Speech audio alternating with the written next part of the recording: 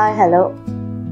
YFC ஜெண்டுபிடி club சார்பாக இந்த காணொலியின் மூலமாக உங்களை சந்திப்பதில் சந்தோஷம்.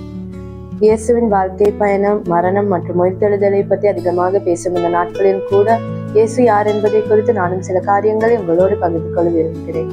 இயேசு என்றாலே அன்பு. பாவிகளுக்காக தன் ஜீவனை தந்து தன்னை மீட்டுக் கொண்டவர். என் வாழ்க்கையிலும் அவர் அவ்வாறான அன்பராக தான் இருந்தார்.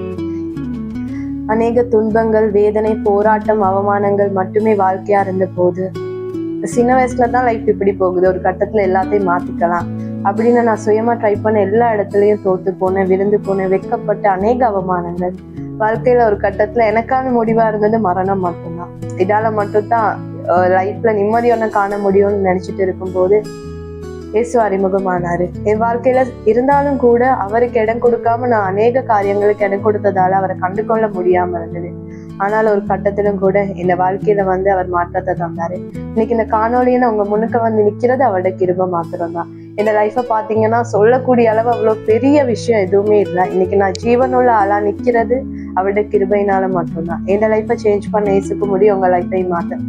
எவ்வளவு போராட்டம், பிரச்சனை என்ன லைஃப்ல இருந்தாலும் கூட, எல்லாமே முடிஞ்சிட்டேன்னு நீங்க நினைச்சிட்டு இருந்தாலும் கூட உங்க லைஃபை ரீஸ்டார்ட் பண்ண முடியும். இந்த லைஃப்ல நிறைய விஷயங்களை செஞ்சிருக்காரு.